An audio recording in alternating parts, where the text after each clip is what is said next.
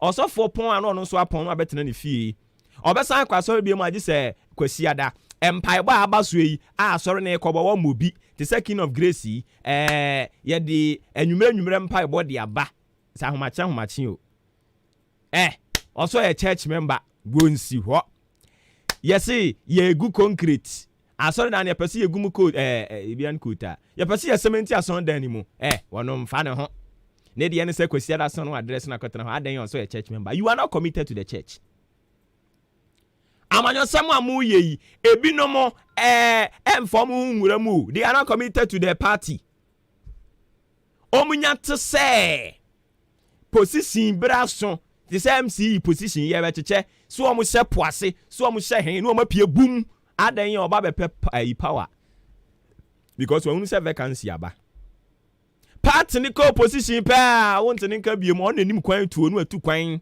You are not committed to the party. You are not committed to the thing. Because you are not committed to the marriage. That is why because you are not committed to it.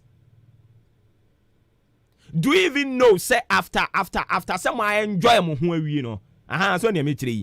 So we are committed to it. It is both of you and I'm gonna enjoy. Because you are not committed to it, you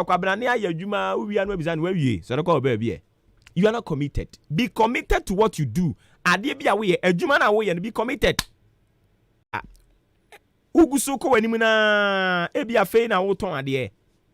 So you are committed to Adiana Wotona. It do baby about say.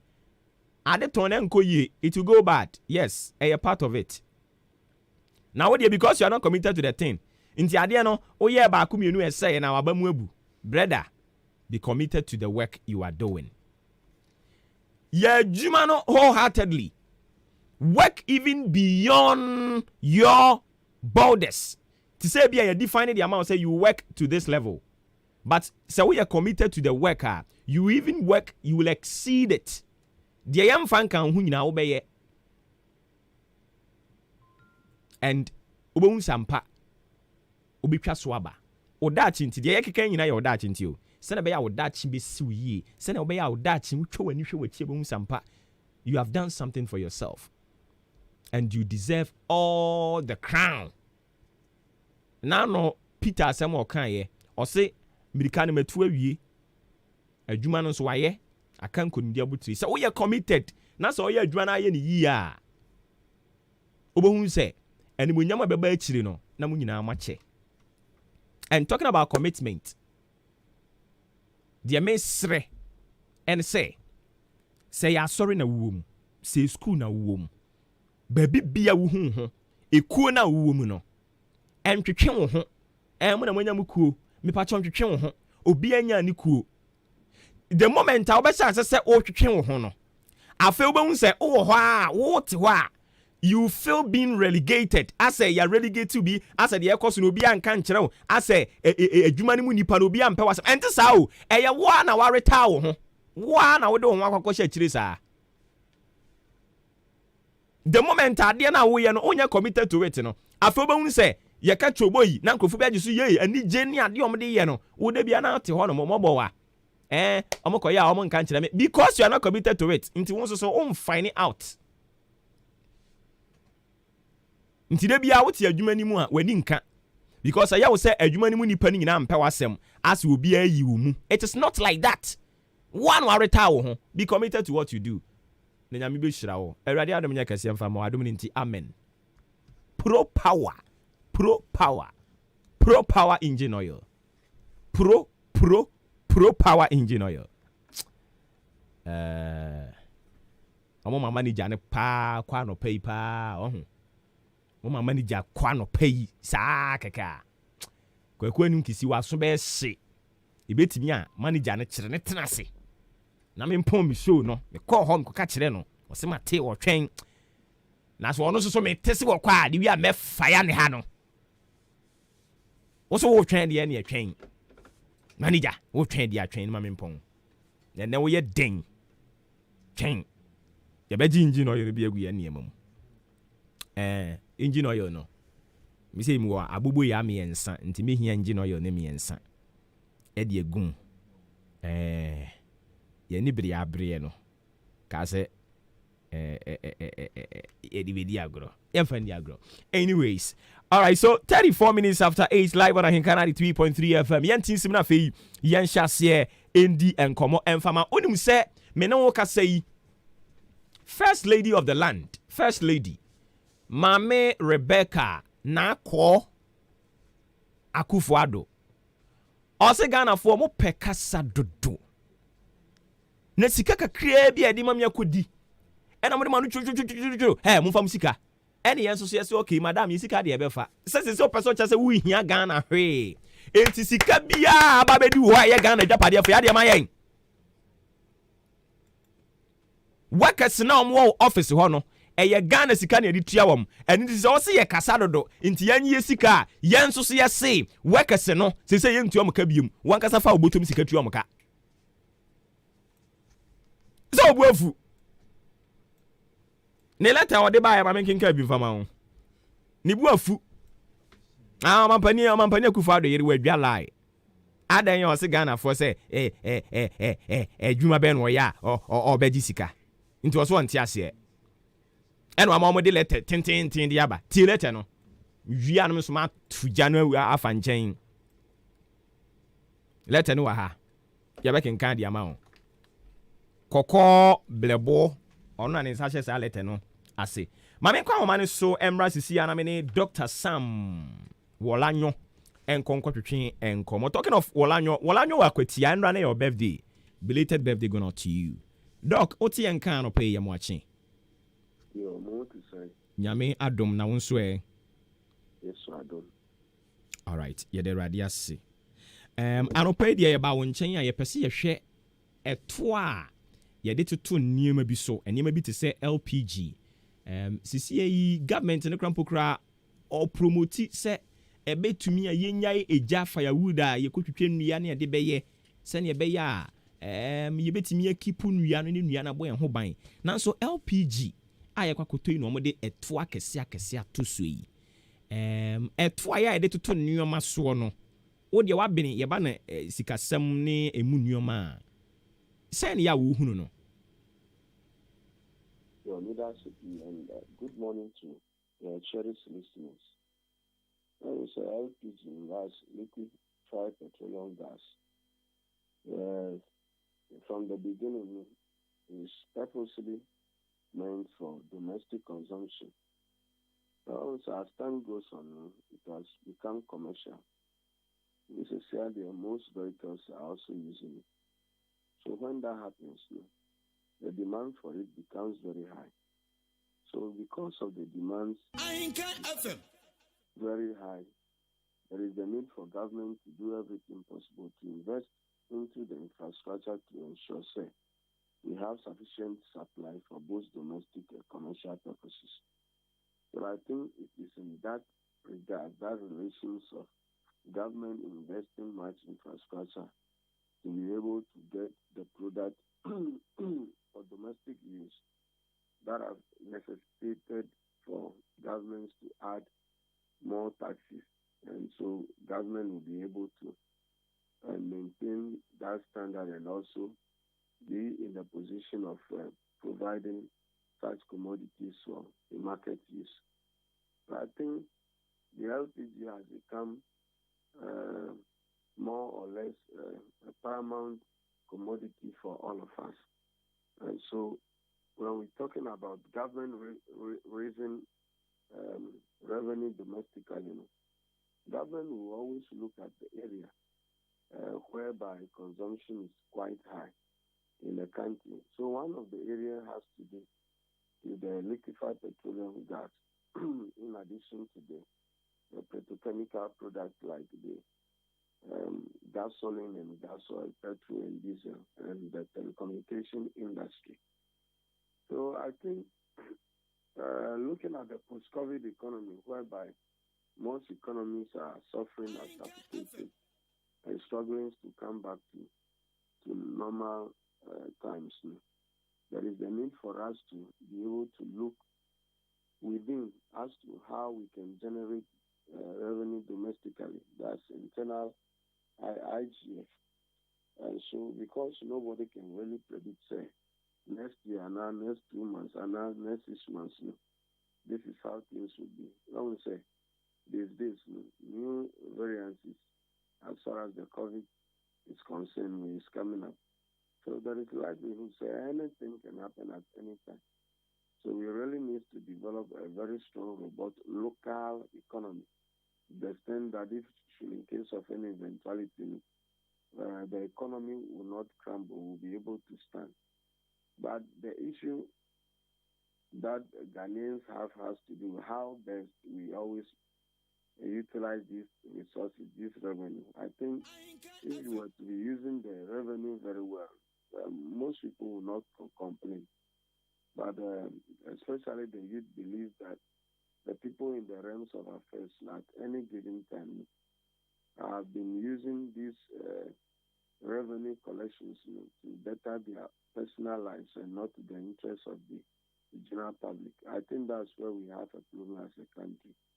But generally speaking, we really need to raise some form of revenue and other sustainable means that we can do that has to do with the LPG, gasoline, gas oil, communication, and all others. Also, these days, almost everybody is using WhatsApp, Facebook, Instagram.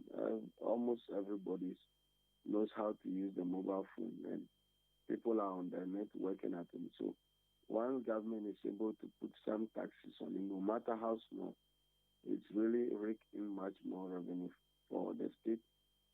So the government be able to embark on socio-economic projects.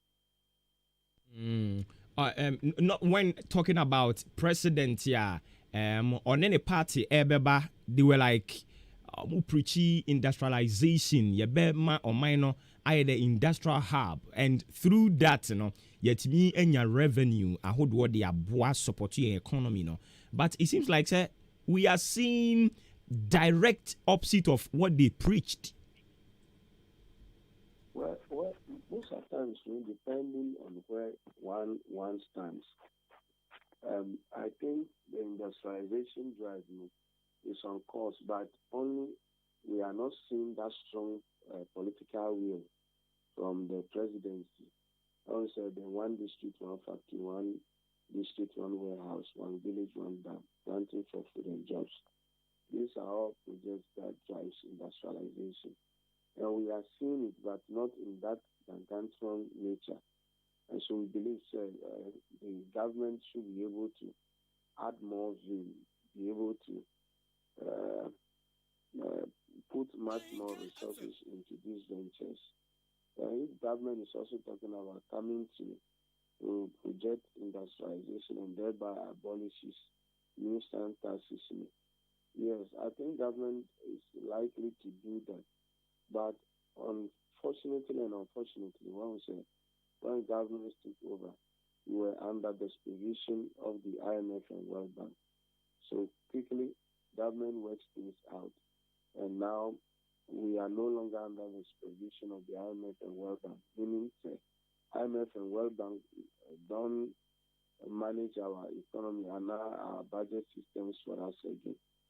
So if we are taking IMF and World Bank off, want to be self-reliant, self-sufficient, there is a need for us to redevelop a new model as to how we'll be able to support and sustain the economy.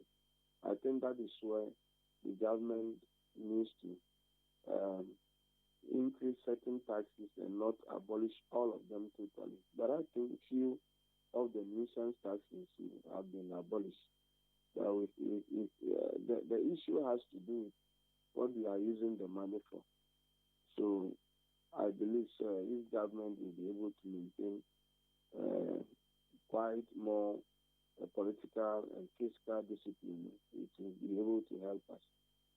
For now, when we say beginning of this year to date, most of the program and projects have all come to a halt. And so people are not seeing projects ongoing, project works in progress and all others.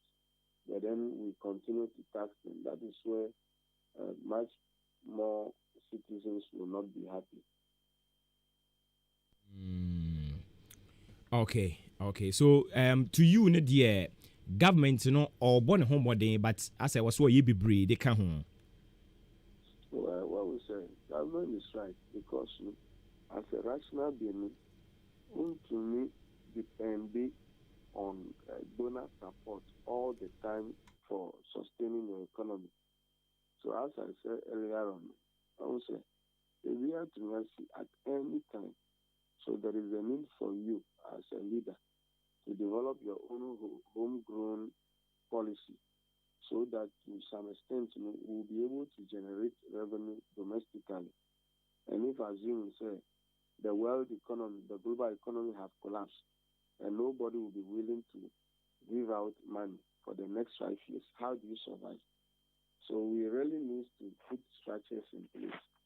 There are also add that we really need to be very accountable for the resources that we take from the citizens. Okay. All right. Before you be man wo akokra no mami misa wo. Enra ne ba beto emonten so say nyame ya adom a September ye be pilot digital trading of a yen sika kwan ye fa so a ye di yen sika sem di dwa akoto nneoma ne keke ka ho no. Nyame ya adom a September ene ye hya ase. Mo de mo aben say ye ka say digital way of say ye di sika edi dwa a wokyire mu sen na wokyire mu kyire yin wi a emfaso be na oman no ye benya de afiri so e we yin sika sem ho. Your leadership, when we talking about digital currency and digital economy, I would say we are in the age of knowledge-based economy, and knowledge-based economy goes with the digital economy in the era of globalization and development. So there is a need for us to take a comprehensive approach. Now you're able to adjust or readjust to the global trends. When we say we are in the global village, so even though Ghana is a sovereign state, you can't do things in isolation. You also need to look at the trends of how things are happening in the global world. So there is a need for us to look at the comprehensive programs and policies as far as managing finance and banking sector is concerned. So what that means is that we will be able to prioritize digital trading to the extent that we'll be able to avoid or reduce drastically a paperless system within body politics, and also being able to minimize the cost of doing business as well.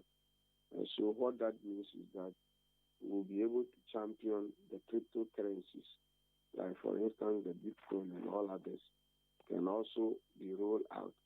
But on a more fundamental note, when this digital currency or digital banking takes off, what that means is that it's really going to reduce the bureaucratic processes within our economy, and it's really going to make information dissemination also very faster.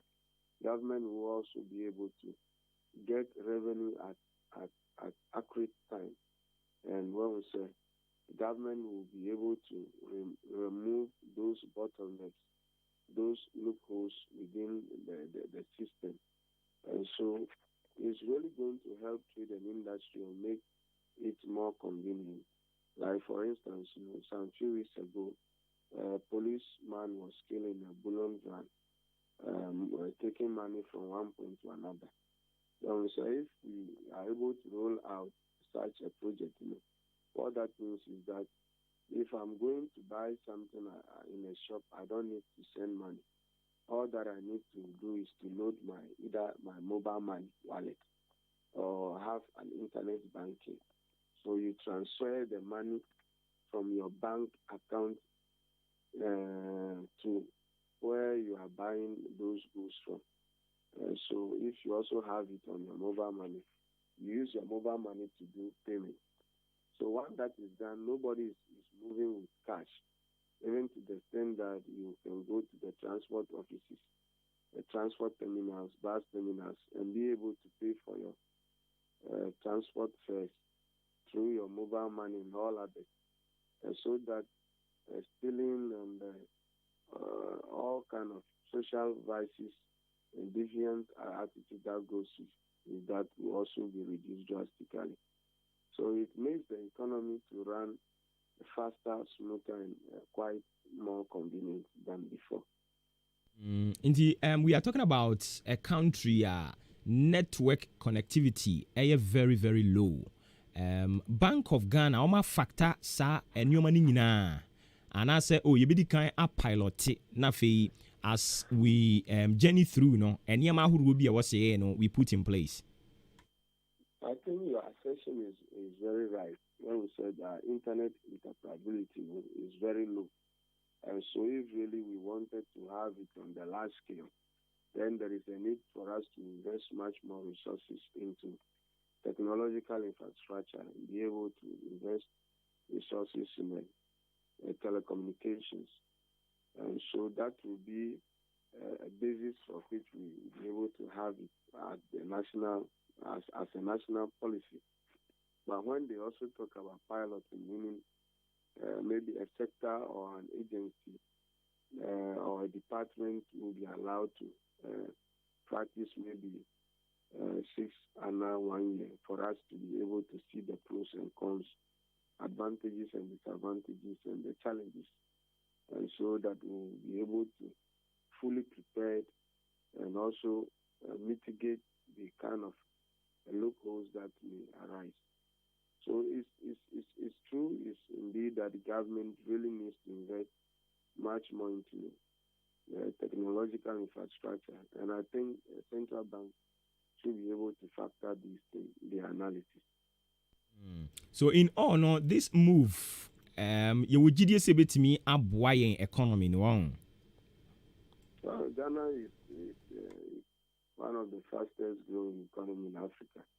And when we say coming into the effects of the African Continental Free Trade Area, there is a need for us to really take the bull by the horn, take the first step, take the great initiative.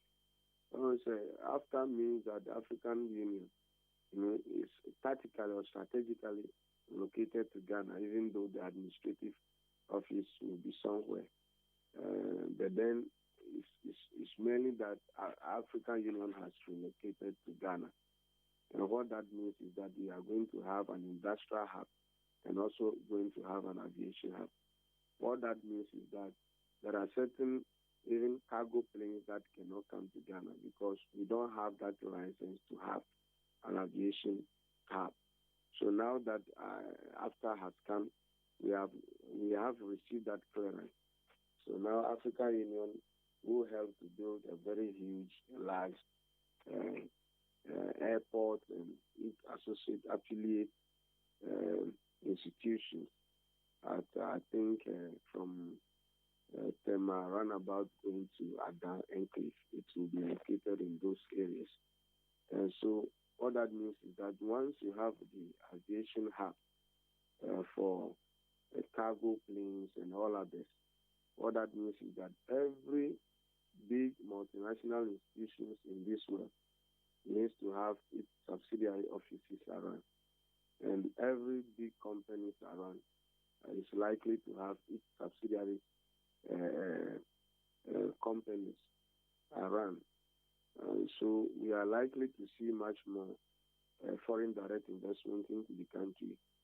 We are likely to see much more intra-African trade in terms of productivity, in terms of industries, in terms of manufacturing companies. We are likely to see most of the big banks in the world having their branches in Ghana.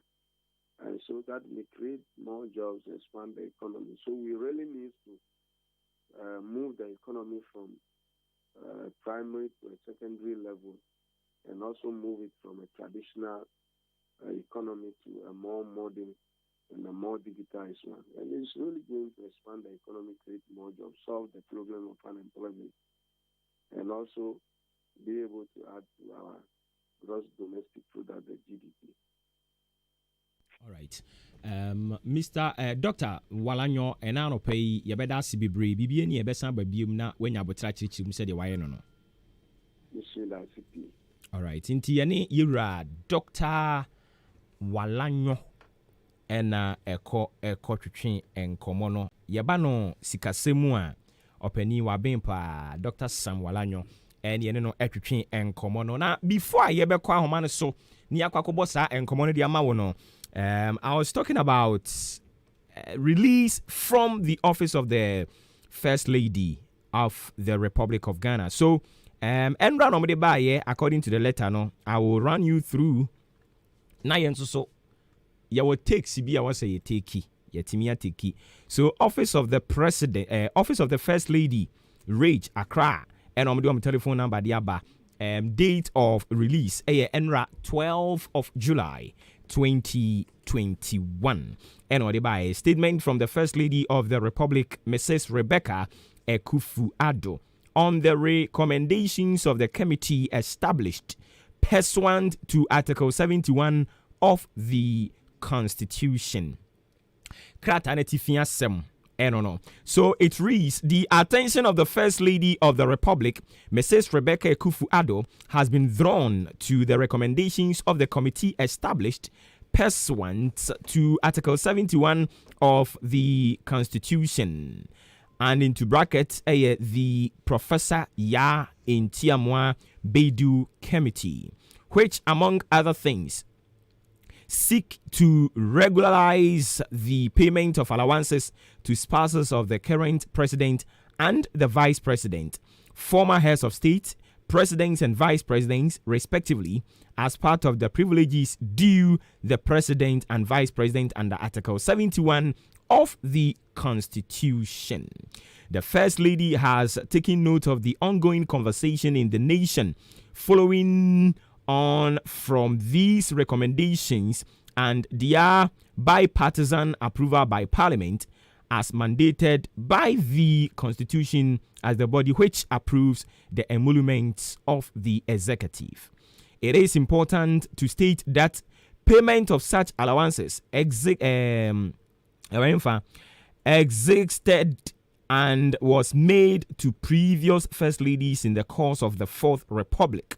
Proud to Mrs. Ekufu-Addo becoming the First Lady, Mrs. Ekufu-Addo did not request to be paid any allowance. She only received that which existed and attached to her status, albeit informally.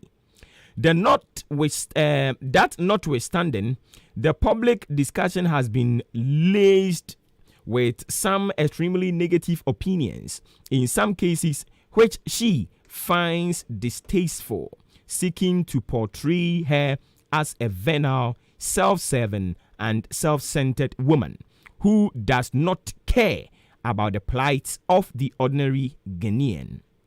In view of this, the First Lady, in consultation with the President of the Republic, has decided to refund all monies paid to her as allowances from the date of President's assumption of office, i.e., from January 2017 to date, amounting to 899,097.884 pesos. Ghana cedis. The First Lady has also decided not to accept any monies that have been allocated to be paid to her pursuant to the recommendations of the Intiamwa Beidou's committee as approved by Parliament.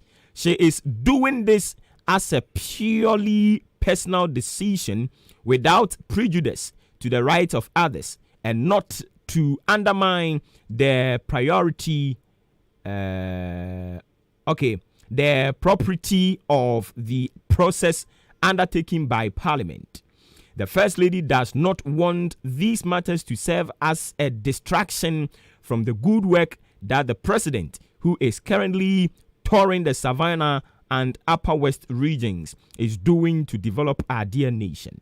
The First Lady will continue to support the President as she has always done in the execution of mandate entrusted to him by the good people of Ghana. Sign Eye Koko Blebo, Director of Communications, Office of the First Lady. Ni oka kosie nyina ne se. Sika bi yes ye de man wonye biom. Wonye biom. Na Mama Rebecca Nako Akufuado. Anopema, good morning. Office of the First Lady. Mom yajmo nyina Madam Fubi wo ho. Me mamu nyina good morning. Me gidi samo ho ye. Ya ma me say ya lambast no. Enti sika ne wonye biom. Ma me nchiro sika ne wo je. A fe de so wonye biom nti from 2017. Allowance wonya ye nyina so de Ghana fo ade de ma yen. Oso de ma yen ayate.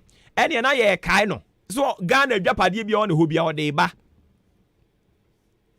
Ghana dwapade bi on ho bia o de ba. It is what they bad ya ye kind be.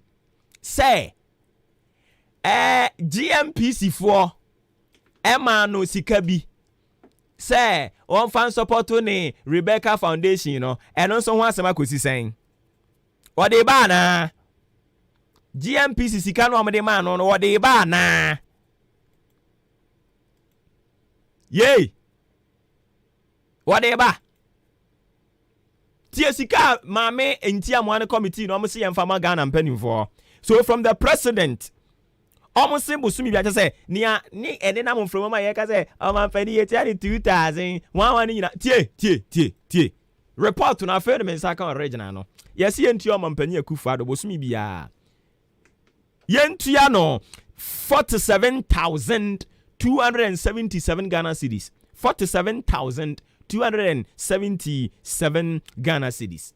Sika maame yi professor Intiamwa ne committee no. Sika omo recommend ye and say omo kan yes ye mfa mampanimfo. Eno no. Omampani yes wonye 47,277.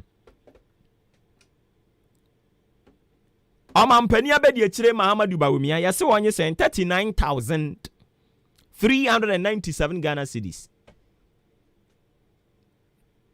39,397 Ghana cedis. Speaker of Parliament, Alban Smano Kingsford Bagben.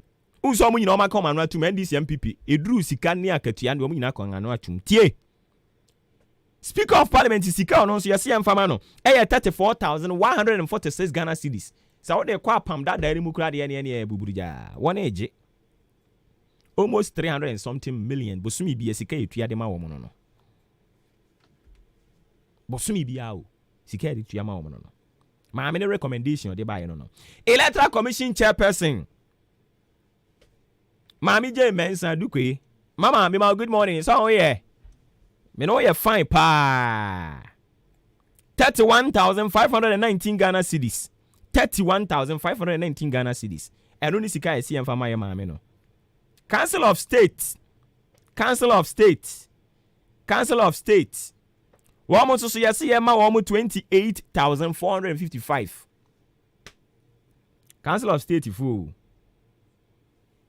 Council of State for. Say anything you better sa ba no anankro for pay su tron. Council of State 28 million. Echire. And yes, am fama woman. The mami couldn't come away in Brassia. Yane Yira Kweju Ado. Eko bon komo. Yera woti enka no pay ye mo akye ba henkan so. Nyame Josu na bonga. Nyame adumu na wonso Wa mai enka. E de radiasi.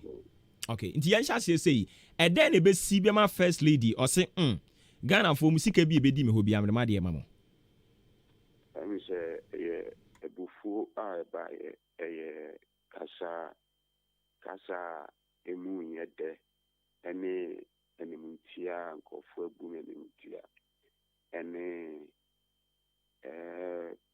political pointer ebinimu na nkomu siki se nkomu benyano eno ene mutia ye mame ye oba behin asena masemu ezo ubia edinani etwitwi form ye me say ye onu na nka opese nka okwakọ bananka ye mana ketua bi na ebufu no so ewo ho no na nkofo de keka sa no and Uncle Formudio Mujimu. Almost almost score cheap political points in any winning and when I may dream or share image our bonting or ma or busia and then yes say we man and sa a corner and unti any energy on Fambra na the two entry actually minya. Na eno na ebi mo kyerɛ sɛ saa ne tie dia sɛ ɔsesesesi ya ɔmpɛ Ghana hwee ɛdia adwumayɛfoɔ mo yɛ adwuma wɔ ne office hɔ ɛmo office of the first lady Ghana foɔ ne tuo mo ka ɛne ɛno nso wɔnka sɛ obi tuo mo sɛ Ghana foɔ or sɛ o nyina yɛ hu sɛ nyina yɛn first ladies second ladies mostly esan sɛ Article 71 no make provision bia say yen ma office bi no mu yɛ adwuma nti no obekaya fitiya maame a ɔno ɛna ɔstate first lady edi ama Ghana fo bebree ehu yɛ maame na nakunedo Agyeman Lawrence nyina yɛ nimu no Jumedi odi nyina no it was under the NGO 31st December Women's Movement menu nyina yɛ hu yɛ ɔyɛ adwuma efi obium ya maame Teresa Kufuor ɔno nso ne deɛ no yɛ ne NGO ɔno set up so ɔho efi obium ɛna ba yɛ maame Nadu Mills ɔno nso ne NGO saa pɛpɛɛpɛ ɛna yɛ maame Claudina enso deɛ nso yɛ ne NGO ansa na babedi Rebecca Foundation enso nti wobɛhu a ɛnyɛ specifically say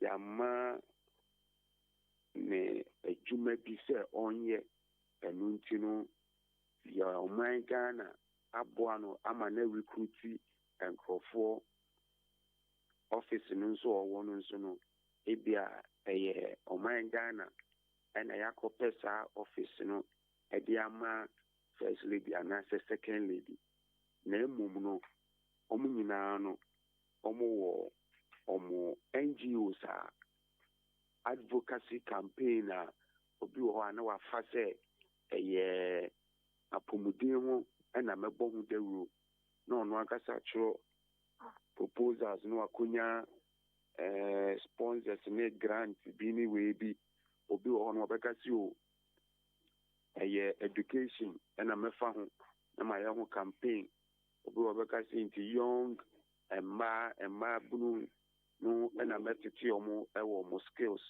ɛne ɔmo development mu obiara ne deɛ ɔwɔ na mmom no yɛntumi nkwasi nti no ɔman Ghana ɛmbɔ ɔmo ho ka nenia esan sɛ ɔmo yɛ first lady and second lady nti no saa security detail na yɛde ma president na ebi nso extend ɛkɔ ɔmo so ɛhɔ no mu no deɛ yɛkati yɛbɔ ɔmo ho ka indeed it is rightly so ɛsɛ ɛfata esan sɛ obi wɔ hɔ no ma onim ne ne tiri mu po a ɔba bɛyɛ first lady and second lady nti ano mu wɔ security detail ɔman no ɛna etua ɔmo ho ɛka sɛ police ni o sɛ soja ni o sɛ dabadi o mejudi ɛnso sɛ ne kaa ɔmo de ama no ɔde kɔ rounds ɔde bɔ no ho yɛ ne ho adwuma no nyinaa no ɛyɛ ne NGO ɛna etua ɛyɛ aban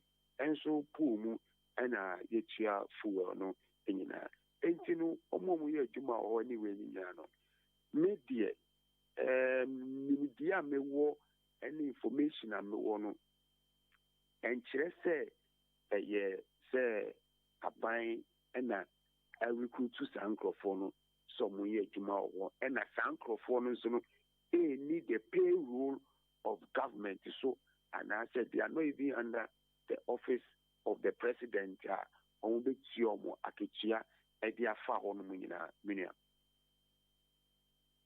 Enti na ɔmo no hwan poten no ti ɔmo ka. Office of the First Lady, Office of the Second Lady, through their NGOs, foundations, na ɔmayɛ ne nyinaa.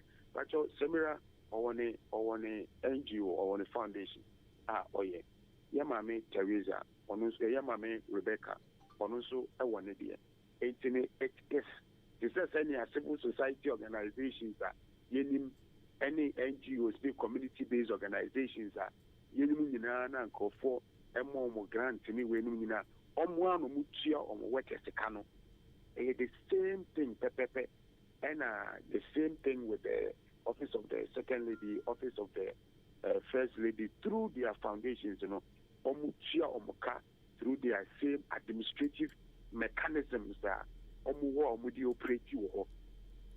And yet aban sika bi na emu no tifiti kane no saa sika na ayɛ maame ɛde aba bɛyɛ 899 wei bi a 1,000 wei bi na ɔde aba de sia no ɛyɛ allowances fititete allowances ɛsan sɛ ɔpanyin bi ɛba bɛyɛ ɔmanpanyin a ne yere yɛntumi ngyae ne yere saa sɛ ɔno nso nkɔyɛ n'adwuma bi because of security concerns nti sɛ ebia ɔyɛ teacher o sɛ ebia ɔyɛ nurse o ɔntumi nkɔyɛ n'adwuma bi saa nti no deɛ yɛka ne sɛ nti no bebree naa no ɔmo ɛyɛ adwuma in the interest of the nation in partly though yɛn assign ɔmo office biara no but they work in the interest of the nation kakra ɛnu nti no ɔmo kɔ siki funds te sɛ mi na ɛwɔ sɛti NGO sisi a wokɔ ɛkɔtwerɛ wo proposal mepɛ sɛ mekɔyɛ borehole ɛwɔ hanom sɛ ni sɛ international organization bi wɔ hɔ na sɛ ɔmo wɔ sika na sɛ bi ɔmo bɛtumi ama obi a bohu sɛ na ɔmo ama obi kama ɔmo bɛma obi kama na wo nso de ayɛ wɔ adwuma so ade aseɛ nti saa pɛpɛɛpɛ ɛna these offices no nyinaa no ɔma operate since we entered into the Fourth Republic 1992. Baminia, yɛkɔ yɛnim no anano me ne wodi nkɔmmɔ about the contributions of saa enipa mmienu wei to the development of Ghana.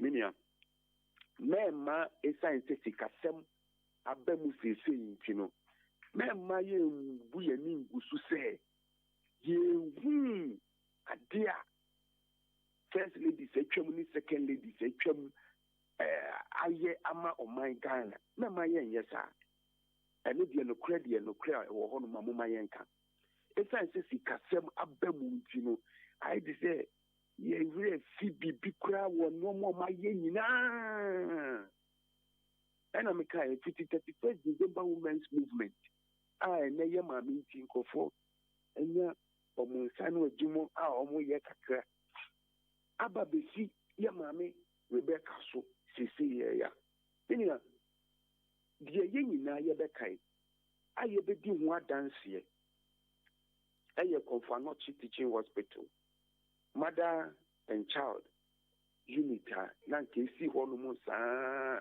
yɛntumi nsi nwie through the foundation of Yamame any initiative ne advocacy ne support a ɔyɛ yankrɔfo donate yɛ ne nneɛma nyinaa oyusu ne image nyinaa no yɛtumi asi saa yaresabea a ɛwɔ Kɔmfanochi Kolebu deɛ nso yɛsi other places nso a menua wakɔ donate a ɔno nso wɔtumi ayɛ Samira Baumia nso nenam ɔno nso ɛyɛ n'afa mu deɛ ɛtraining ɛma sɛnti no ɔmotumi nyɛ ɔmo nsa no adwuma bi na ɔmotumi position ɔmo ho for greater height yɛn maame Georgina Mahama ɛkɔ the length and breadth of Ghana menua ɛba hospital equipment ne bed ne mo ne nneɛma a ɔkɔ aburokyirima mu ɛkɔ siki support ɛma ɔmo de brɛ Ghana for ɛma yɛtumi kyekyɛ ne nyinaa wokae asɛm bi esi some time ago yɛ maame Mr. Arthur back with any sata when you're the baby call. So my mammy, it's I say, oh, your educationist. Now, on no, what you say, Sukuko, there was it to me, Shemu, and Chilini, to me, Shemu, can I, okay, I will not give you chalk. I will not give you the bad. I know you could to me, Hayakra, baby, no, back. Yeah, Mamma Chalk, name Mamma Chalk, China. Yeah, Mamma Chalk, yeah, they go around, Minia, yeah, Juma, they move. They almost take other aspect of the economy. No much be a boa, intimate pancho. When you say the customer by for, it may be some more. You refi ana. Oh my Juma, Minia, say nay yet to way not your cutting yet. Or my way, mammy pehibia, or yet the image, the epitome of womanhood in Ghana. Or no Gina Homa, yeah, mammy, mine, one of the idea and such. Say, yeah, mammy Rebecca. Wait, Samira. Say, and my soon a charge, I do so be cosina, if I'm mahu, and the Pobia Manaka be a maya. Minia, Mumaya cano crepe. One of your friend, Yesu Freno. And yeah, mammy Rebecca. So no, you want to say, dear, or your Juma Fufra. No way in Papua, and the Amat Samira Baumia said, Uncle Sina name Uncle Yewi. International conferences, UN conferences, that need women representation, women inclusiveness, women participation in governance. Now, Minia, me Judy said, you know, Kremu, news, news archives, my news stories are first ladies, second ladies, for all these years. It's in way, dear Mr. Ghana for, you say, Ajubreo, where dear, or say, and young and Yantia, and me say, Casachi, any Castana, buy any Buffona, a buy any Minano. Yama may say, allowances in impact 2017. You could be a president, based on that allowances in the buying. Or say, Pamotramo, Wahover and Senina, if you said the canina or the ma or my Ghana. And on a bit, just said there be Obuoba Ofori Amanfo also woody. Nia okay can ye nyina say yamfa say obi nyi wachine eyampa omo abo adwuma ye pe women representation omo na ye tu ye ne tom anim fine say sa ne tie e na ebra so na wo say ye recognize omo a adenti na Ghana for wo mo ye wenum nyina amayen yes da bi minia e to da bi a say obi time wa oye den kura mpo a enye fe ye papa no mo ye nana no wa bebu obi omubu se akụkọ be ye den kura mpo enye akụkọ sachire akroma enye ne fe ena emre ni doma ye wo mi o kaya nanu ame na o kasa me ka cho se emre ni doma ye wo mi minia ahokyere ena aba COVID-19 tin ko fo djuma bebre asai sai say fuel prices akoso. And I mean, when you extract of some import duties via and for importing normal taxes, any ladies are egusu any normal yet tititi ubeti mi akwa aburichiri memu minia akwa toka $1,000 odi ba bedu Ghana port taxes bebre ansa na obeyi car no ansa na obeyi normal no na to awe tua no na I say who say who kwaya na say who buy and no say any pani heat report one say or the back gun or the back say the ankadi and the cost dey be 200 Ghana no e say taxes na wa kokochi ni no no they are give 500 Ghana e say ya gene into no so to break it through now making a profit fuel prices are cost and crofon juma be promo ye ni na say me catch you say crofon edge half salary ebi no dia dia po dia juma na kunti ya pamo mo juma no po ni mpo ebi no ho na ya pamo emi say ya te workers ne so e say juma no entimi nkoso ye enti wani me nyina kanfu ano ama enkofo adwuma ye hye enkofo buafu pa the only hope na omo woni say omanpanyi ene na pamfo a ya to abamo omo ntina say no mo fa the scarce resources ni o ma dwen ni very innovative. Nanka almost the same woman any so kakra. Nanka o mind munye mre engo kakra eni ebe ya omo nye adwuma nyina no obi betimi anya adwuma omo musika asɛe nyina no ɔkɔ ne adwuma so kakra obenya papapa bi na nka watimi ameki biribi a ne nsa betimi akɔna no biem na obi atumi atua ne rent obi atumi atua ne school fees na obi atumi atua akɔ hospital betumi atua aka no na mmom no sesei no ɛnte saa na yɛkɔte kɔda bɛsɔre a yɛse yɛ maame panyin ɛna nabɛdi akyire sesei no yɛse yɛba abɛtua ɔmo ka officially ɛmi sɛ ɛno nso no communication no amba yie obi ti hɔ yi obi tie yɛn sesei yɛ amenim sɛ n'adwene nyinaa ne sɛ ɛyɛ Akufo-Addo the president is excellent ɛna ɔka asɛe nti no yɛntua ne yere ɛna Samira Bawumia ɛka nso ne nua ɛyɛ Akufo-Addo ne ka saa yɛsɛte committee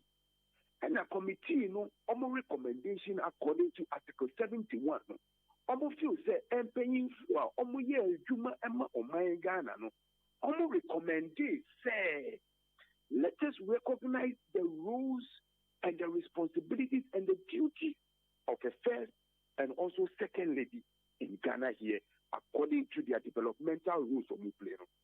And when we see say I was say administratively meaning you to formalize then you see a omoka.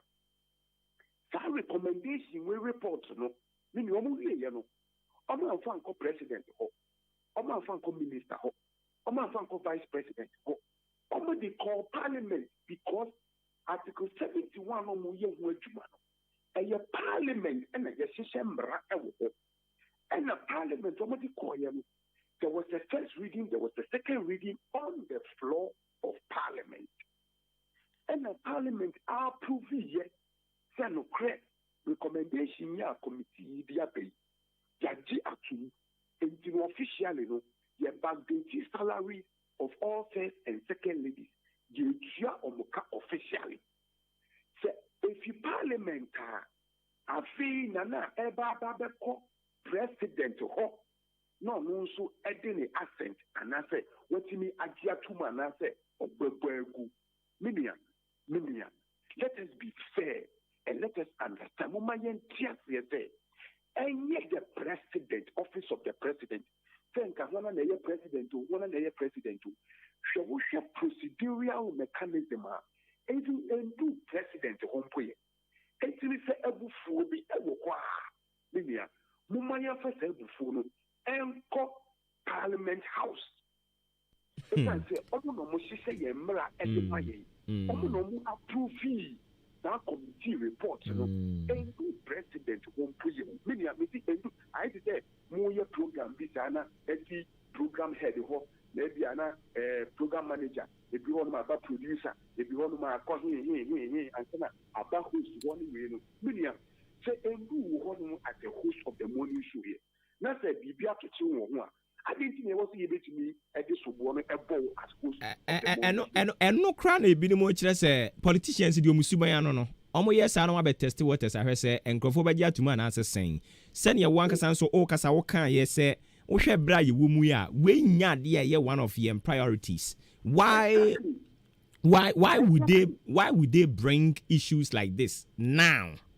Now is you we must be sensitive and we must be emotionally intelligent. Meaning, I was saying, gauge the mood of the nation and know when to do what. Okay. Not to cut you short. This is another breaking news. Eba say, Second Lady Bawumia, or also so Nisika or GF from January 2017, back March 2021. A total 887,482 Ghana cedis. Or no so do a minor dear Diamano. It wasn't surprising. I mean, it wasn't surprising. Already, no. Okay, I said news by said they said they have rejected almost all my rejected. Yes, and me also say Lordina Mahama so say or no so the Oji free 2009. Ebepim 2016 or also the nyina day but I know the year confirmed. I feel na miguso a follow up wa ha. So I feel the one who said here and commodity na feel the akoka. And your double salary for no so MPs no mo so for ya de man. Minia Nia ese a efata was a yeka ho asem mu. Won say no mu ye chat ko. So what the work of page won say aden yakeka nsem na aba be si chin say obi ji double salary. Obi etna say edge double salary. Salary mienu. Ene ye de koye de buy I no politics I any way say. Meda was say meda was say wetimi akai say parliamentarians do on mo double salary. Moral right no mo wona nka wo so mutumi return it that double salary we no omo te ho. So there's a man that once ebu akwako bobo nkrofo bi. In some man nkrofo ki kan ni we ni na once after ebu akwako bobo nkrofo bi. It is like a cascading effect. It's going to take a repellent cascading effect. Ebeko akwako do ordina so pressure e ba be mount to ordina so yeah. So pressure be mount to ordina so pressure e ba be mount e wo ye papa wo nya ne baby ko pa ko tell me that na yere so titi ya o. So they say pressure e ba be mount akwa ko do your friend is saying your papa na do meals and so e ba ko mount akwa ko do so titi ya o. Pressure until ordina crampo de unu so be tia me. I want to you from 2009 at the ABC 2017 or 2016. Otia as a second lady. Yes. Me from Bamcho Mamu Manu Sibonio, Mr. Obetia, the Obetia Quadia, Obetia as a second lady. Now I say Chianso at the first lady. Yes, according to report, I made it yes, our pension in Abbey 3.2 million Ghana cedis.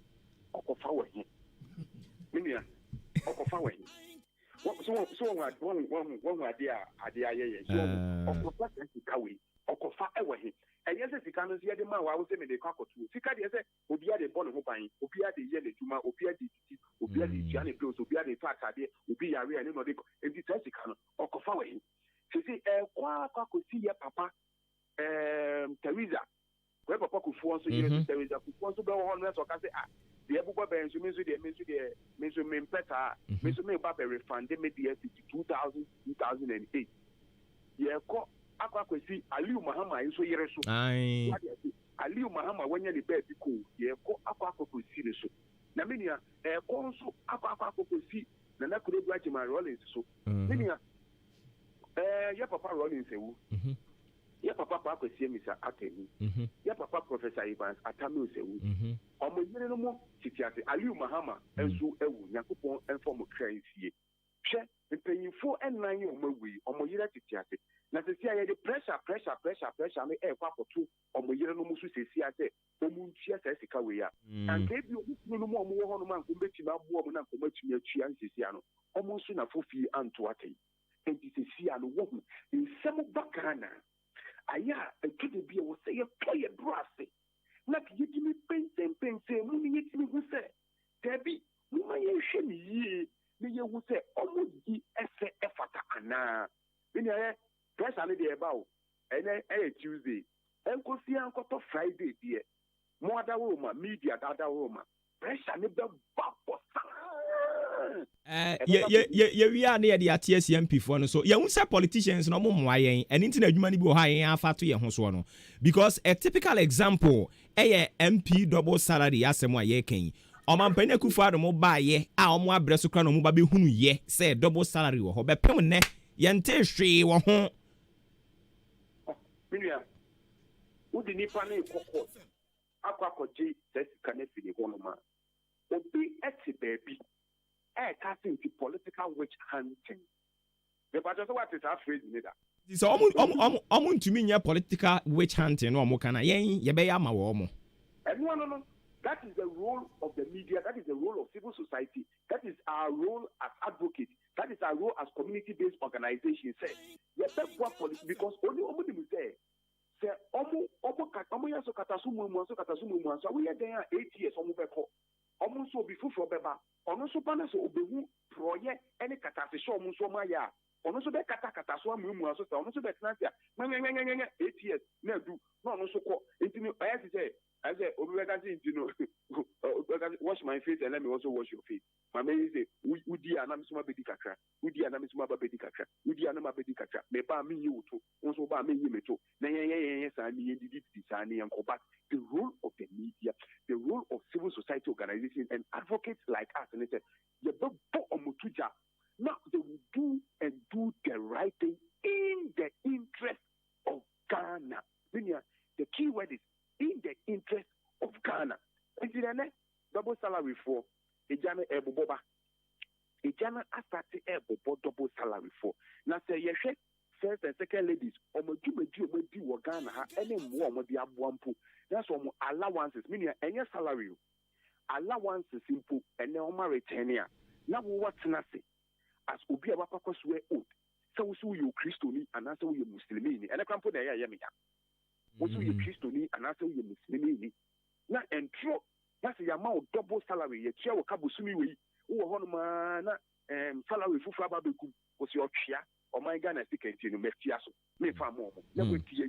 That's what you want me say. I am coming to serve. Meaning, Semino Casaria, what my producer and Uncle Gogo, Uncle type is the meaning of service, public service.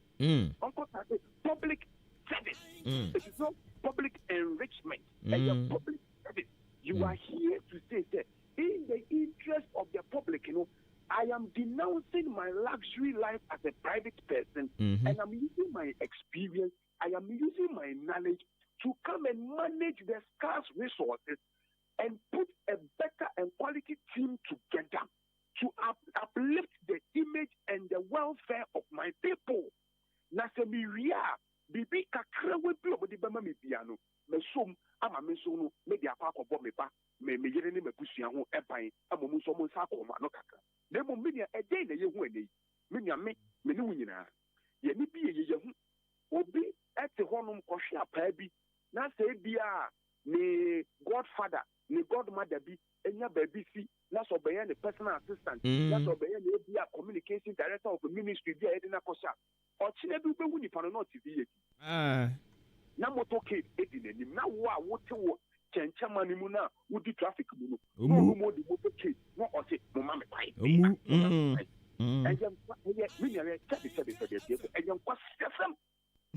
Wouldn't say Australia, wouldn't say UK. Yeah, UK, yeah, colonial masters. UK, Boris Johnson, every train, wouldn't say Boris Johnson, a ride bicycle, Eddie Quajuma. Boris Johnson, ever bad, Minister ever bad. Australia, Matak, and Australia. You hostels, Emma ministers, public workers, and your single room studio apartment, your friend studio apartment. You know we are studio apartment, and you look at how studio apartment is like, and compare it to Senya Yemuma, a combat Yemua, Kwaje the Ababe talkers am my MPs. Media, I didn't hear the time, maybe the time of day. Sassy, Yakoji, Nani, the poor mind. I had to talk to Kasake, Yanni Den Denano. Say to me, a year quantum for a year. You see, or quite a year. You don't even need to have V8 in Land Cruisers and any robust cars to be on those roads. It says a quino, you can use your saloon car. Economically, fuel consumption is very, very low. And the NPB minister is parking the vehicle. And you see, we are not saying all these things. We are setting the public against the politicians. No, but we are making them know that the lifestyle that they are living, it's not complementary of the general outlook of the economy. The lifestyle, it is very, it is disjointed. Sure. And so, money baby, then your pocket is one, you put 81, then you watch one, and was now both saying. And only a seminar. Okay, inti yera e brand inti ma ye fancy ha na ansa na okokra na ye wa henkan ha match team no ye hashtag ya launch ne say ya ene say ye giesika inti hashtag ye giesika obia yesika be di no hobia so de ade ma yen because mama ya unu say ye refund sika no ye Into a refund the idea, my yen. Yes. Now, to see an almost refund, it shouldn't go into the consolidated fund. I was saying, almost refund, nobody apart for your project will be able to benefit from it. And Yamame, Rebecca, or the ABCCA. Yanka Yakasito, ABR, chips compound beer, a war, a chimda, chips compound beer, 100 Musi. Ye Quack will see Eddie, see what you say. That chips compound way, a quackoye in Kayadumbi, yes, was say. Yamame, a Timothy, Eddie, can refund the buyer. Chips compound way, and you could see it. The social media said.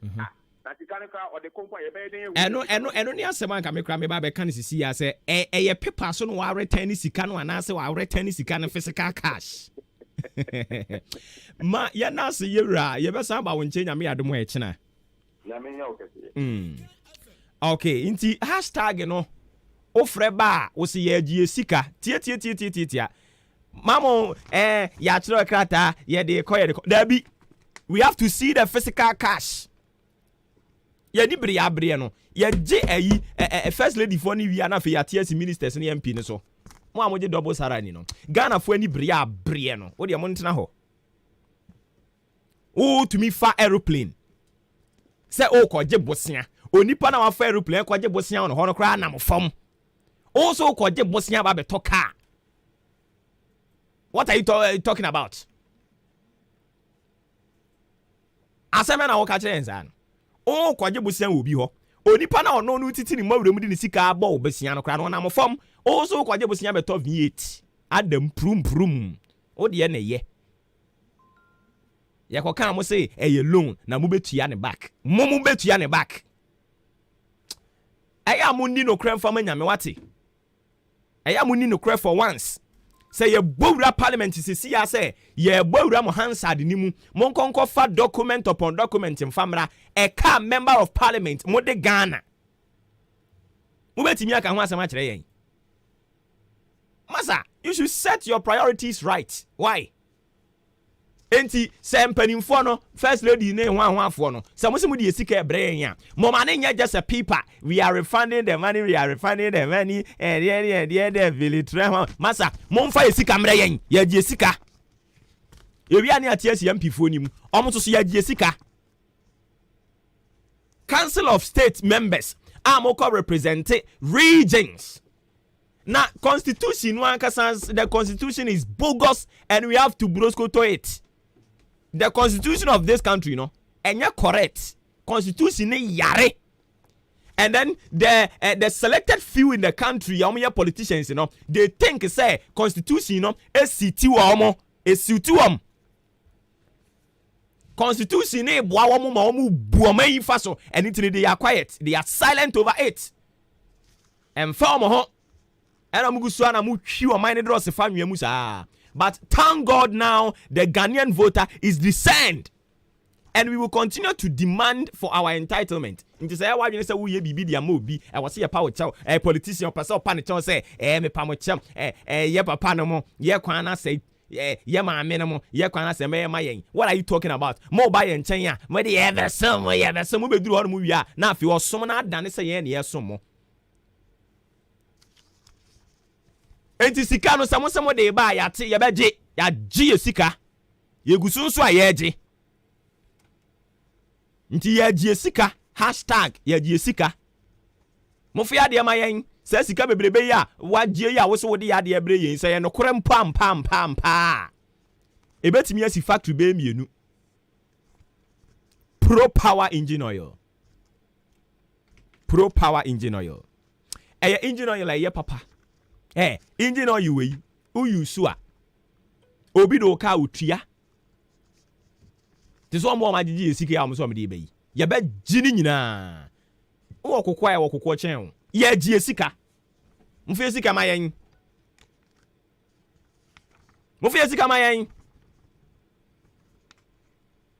ye gi esika. We are sick and tired of saying we will continue to sing praises and worship for you in the name of you are what? Hello. Yeah, Jessica. Mo fi sika ma yen. Mo buo mai na faso ache. Afi ya je ayi fo ni nyina wia ne ya tie asimu MP for no members of parliament no.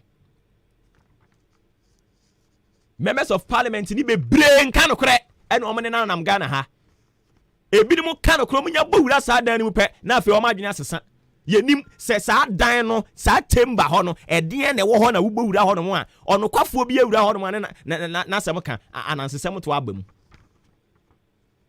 ya Jessica Momo members of parliament and this MPC mumu bebre tete double salary so and you've got the temerity, you've got the guts, the moral right to talk.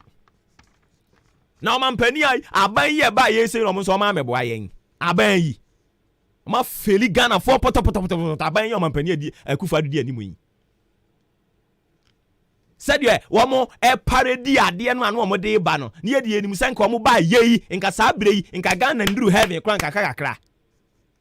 Enti say yekodidi na enie banchi ampesie banchi fufuwe wei yekodidi we have the men enie na nkrofo agi double salary ene nam Ghana ha yentimi nchewom because amamuo no aye you scratch my back I scratch your back. You scratch my back today, I will scratch your back tomorrow. Eno na mo ye abronye DC mo ba ye 2017 abronye nam Ghana ha say o cheche cars no abronye cheche ye na we hefa. Abronye cars no cheche ye na we hefa. You scratch my back, I scratch your back. Amamu na mo ye no Ghana ha. We are sick and tired. Obi bia Ghana sika kodi ni ho. Ye de fa so na ye de be fa form. Ye de bria no ahu.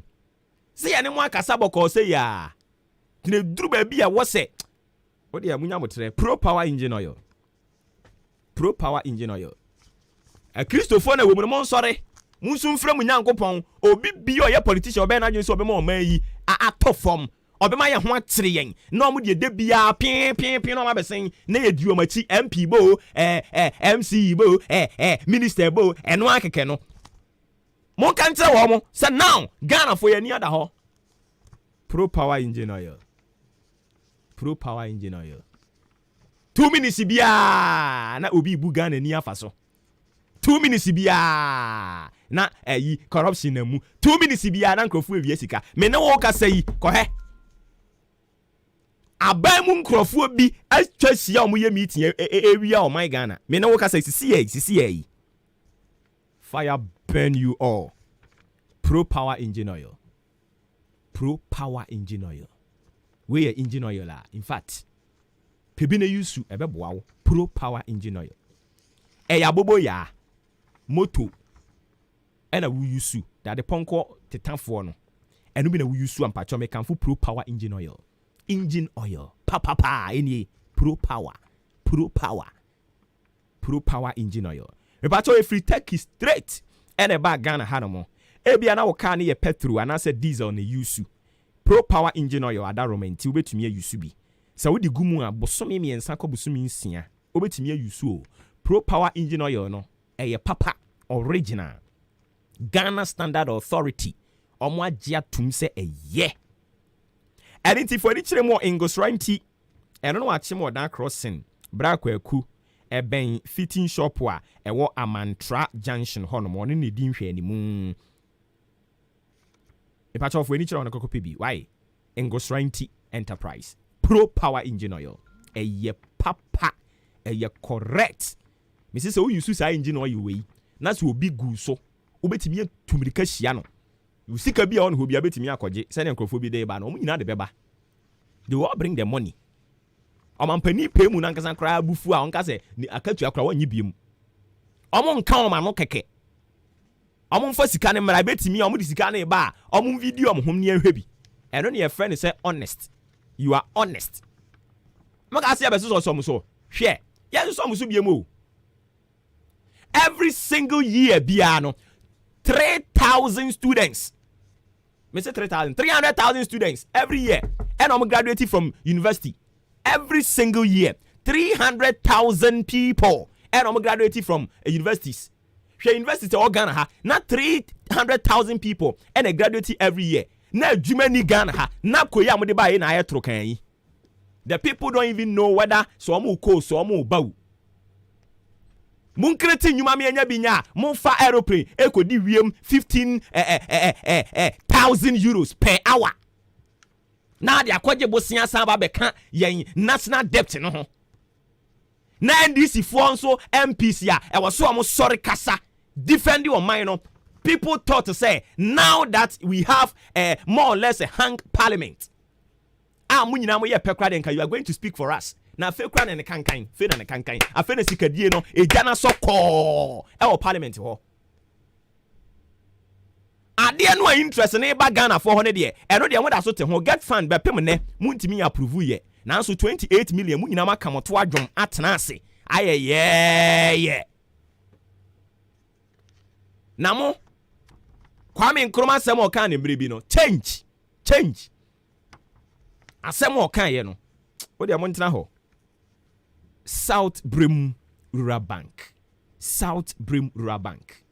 baby o mind de nani a kire no wo ho a wo so odwene wo ho na wo di sika wura baby na ye wa dwene said this rotted system one crofo ya create a favor omo NDC no omo MPP for no eno anso na be fa de akombekun mpacha wo South Brim Rural Bank fa usika ko hye ho omo ton shares 91 pesos ubetimi atobi one tokra 500 shares also utimi to eno na ne bo no som 455 Ghana cedis so wani je ho na person to shares na won so South Brim ubetimi dun sasu bo se men so me kan mo ye omo dia no ho a mpacha fo ani kirem na kokofa forms ni bi e wo yem branches yi achiase odan asamakese akwatia New Abrim Asane and a Prade. Okwa for voters ID card, tax identification number, national identification card, passport size photo, fani ina fa call. All the account number and so the beka home. Send a bayam for subi a bani di gum di amount 0501 584895 0501 584890 0501 633188 South Brim Rural Bank.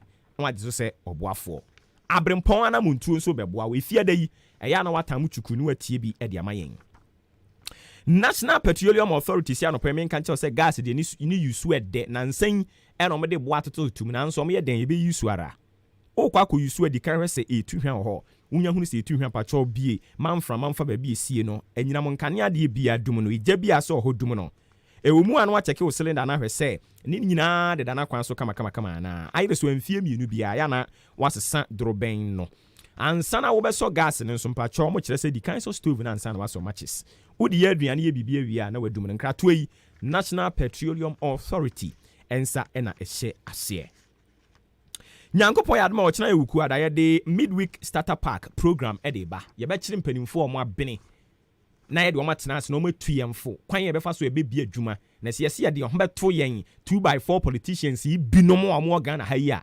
asem beto yen nti wankasa pe bibi fa ye so ade ase exactly 7 to 8:45 na ya sha ase na ya wie ne kama bra na ese betena mu ha na ono nso wa conjure magic no ato ahoma ne de amodi ahenkan won kran na ono nso so afa de afiri ho aba abusuafo utie me abrempona muntu ne midweek starter pack program aye be sha ase yi o pe CD anase pen drive o pe se wutie no de bo bra o betimi aba ahenkan FM CD no 30 Ghana cedis and a pen drive no 50 Ghana cedis 50 Ghana cedis 5 Ghana cedis share and then 5 Ghana cedis 50 Ghana cedis na first lady could allowance what you saying 50 Ghana cedis minya and in today na we when you mu ahenkan FM na bra be pebi ko tie ne fa bo ho bra so are ase thank you afa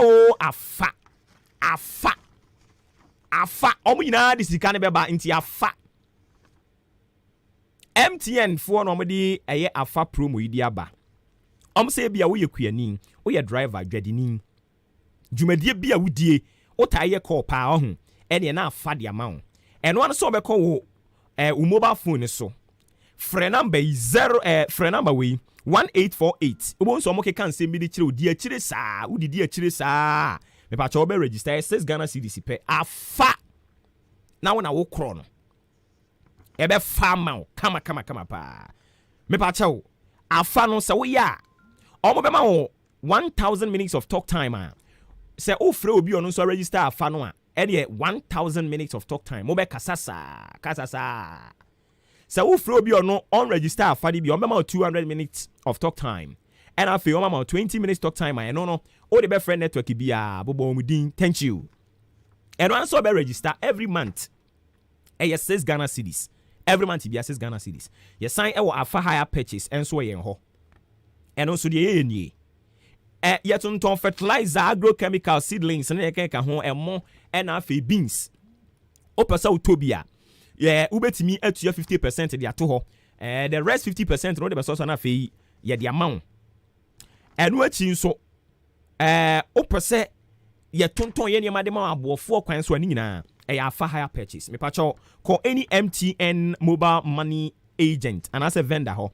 Na ko bisa na say afa no emu nsem te sen obetichi mu dia kire K Asenso Limited say swinging wheel office chairs, quality wooden chairs or 10 thick book chairs and our pa called Circle Adabraka off Iran Clinic Kaneshi Flamingo Road Frayen was 0302257209 0302919739 afa enyumekoya da roma no mo so emu edi dwumadi ede ebremo baby ayedo no mampani be kasa o kasa wi ade mama wa wonsu tie me ne kwan na so abam yenti o mampanyini. Fellow citizens, I ask you to be citizens, not spectators, citizens, not subjects, responsible citizens, building your communities and our nation. Let us work until the work is done. Okay, so until the work is done.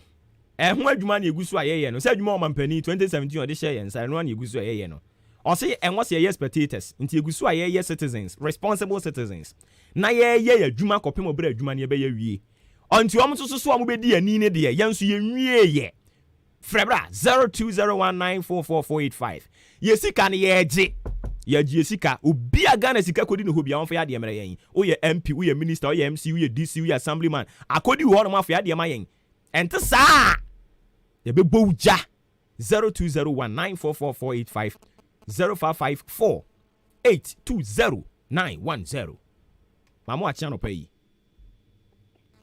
hello be ba cho ya mo achi wudi ni ba akasa free ba je won so ya vrema dance mu kasa free la bikuru yenti o danso ba and then ayere an advice here so ormo de yenti kabre ya da o ma nyango pon chira o ko va yenti kamera ya na fe former president funyi na and former vice president funyi na won so fa won de ne panka won fa mara ya etikabro to kokombo yenya bi ya de wa de atokoko na yanzu yenya ku afona yanzu yenya kokoko ngakira yanzu yenya di edi and fe sa tikana won akukuru so kwa koto ready abron be so me folo e parliament won ni nyina won fan kan won fa mara yen ne fan to yen ko won fa ko ma yen thank you danso ma obi nto aso bi yeda sepa odi ni ba bi akasa free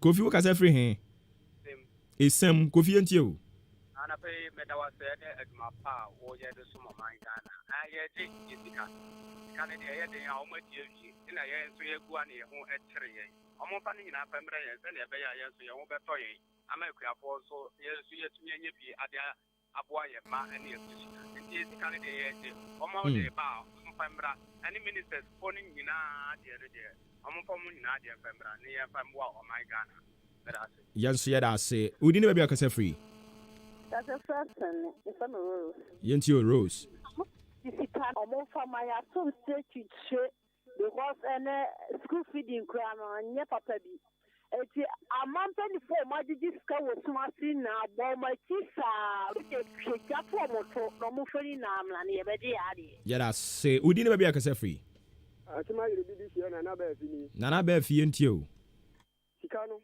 mo si ye je ne den enti senkame ena makwaji sika bi a enhese me bi a ti ye beka chem chem me fa sika mra na me fa me huni on we no ma nwia o wọ́n ẹ̀wìá ẹ̀sẹ̀ fata wọn ni ẹ̀dí máa wọn ẹ̀nà wọ́n sì wọ́n pẹ́ bí a ẹ̀dí ẹ̀yẹ kama náà tẹ̀ ní wọn ṣiṣẹ́ Ghana sika bí a akọ nàná àdó nsẹ́m a wọ́n ẹ̀yí usu bi tí ọ̀dí atọ́ pẹ̀tùrù tí ọ̀dí atọ́ nsuanom tí ọ̀dí atọ́ àtàdé aṣẹ no ẹ̀mí sí ní nyinaa yẹsẹ̀rẹ̀ no wọ́n fẹ́ nka hùn mìíràn ìyẹn nka nkyerẹ́ nàná àdó sẹ́sẹ́ ẹ̀ sika wọ́n edi yẹsẹ̀rẹ̀ no wọ́n fẹ́ mẹ́mẹ́ kókó ẹ̀kúyàfọ́ scholarship ìyẹn sọ fẹ́ hwẹ́ ma wọ school ní dáhàsì. Thank you me pacho udi ni baby akasa free relaxing across yes sir yentio scanning the photo no man penny or to Ghana for any. Unsa enkrata na watro de aba. Won twa sika no nye video mi enhwe. And a photo no to Ghana for now there.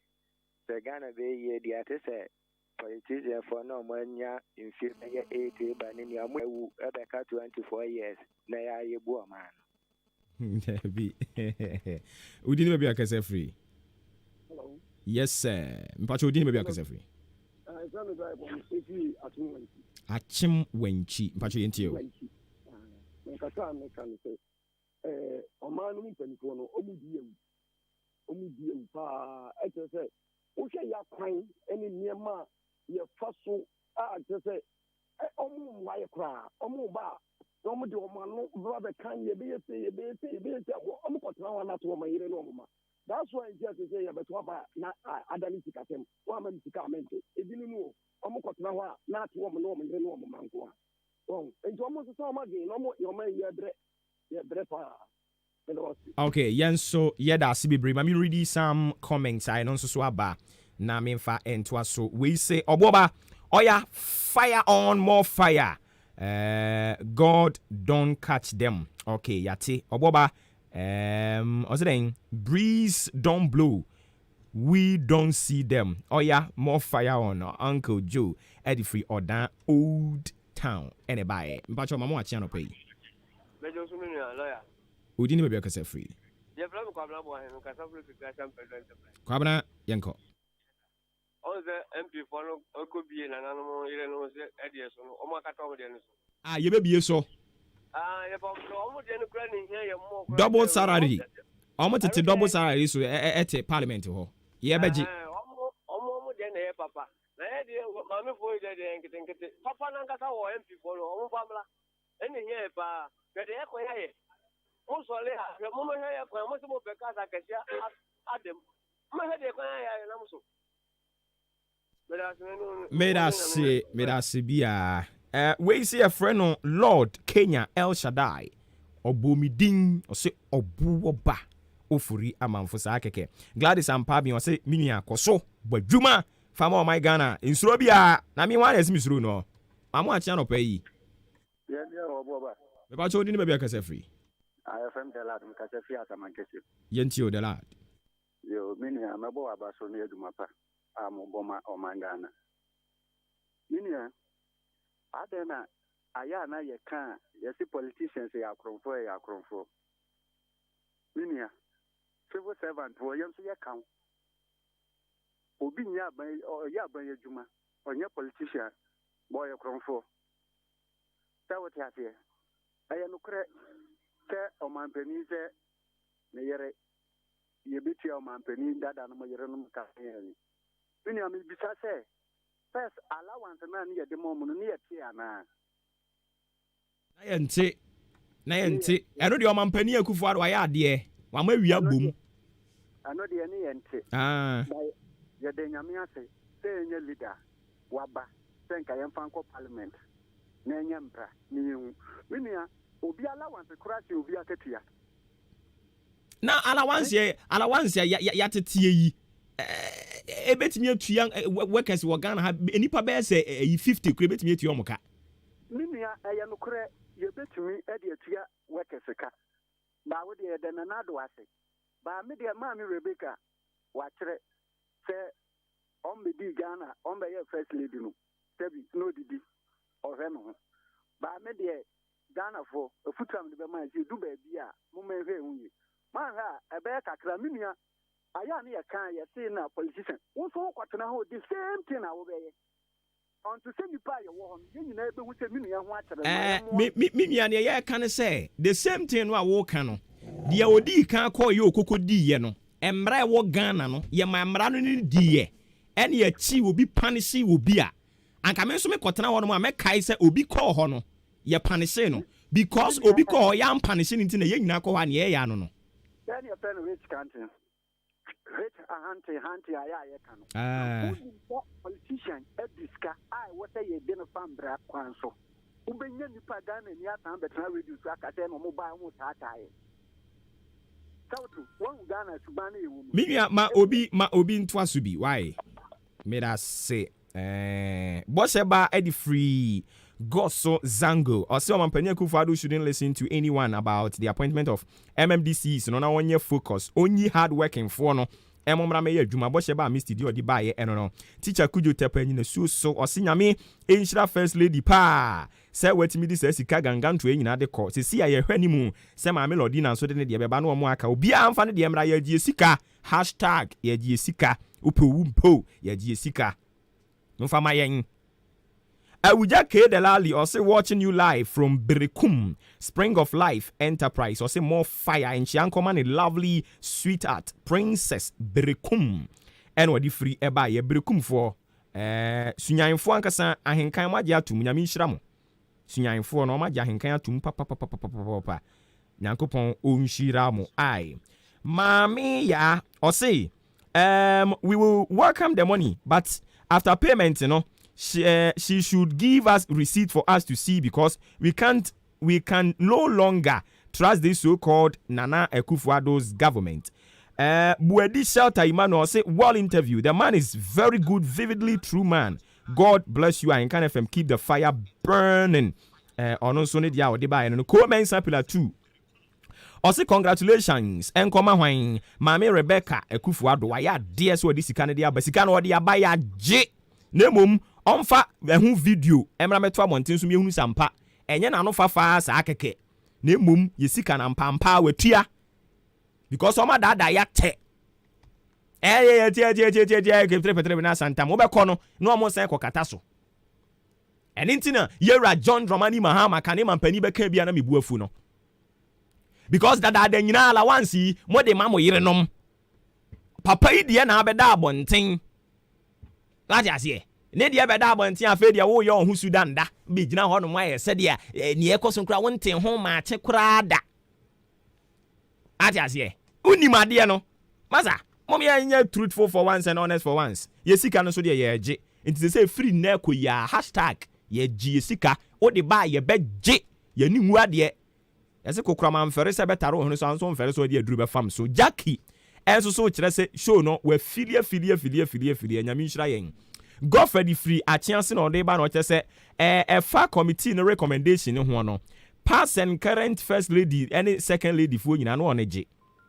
O se yen kai say there is a difference between personal emolument and funding of public projects as done by their foundations. And Chankoma Odobre in Tiamoa our South Brim Rural Bank. Yate now to say sika bi and change sika bi every money be money. Ye sika mu nyina mo de beba.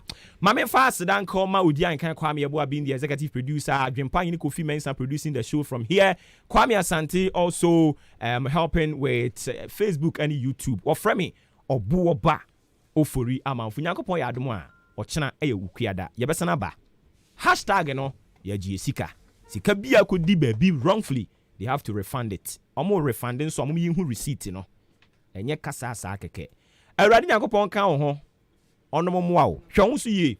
Wo hwe so ye ni Yesu bemu a utumi enyini che. Makrao, ye de kase botew. To aso. Ebusia anapa nondu abapa wonsema bako. Kasia botew ena mede baba so mo midin.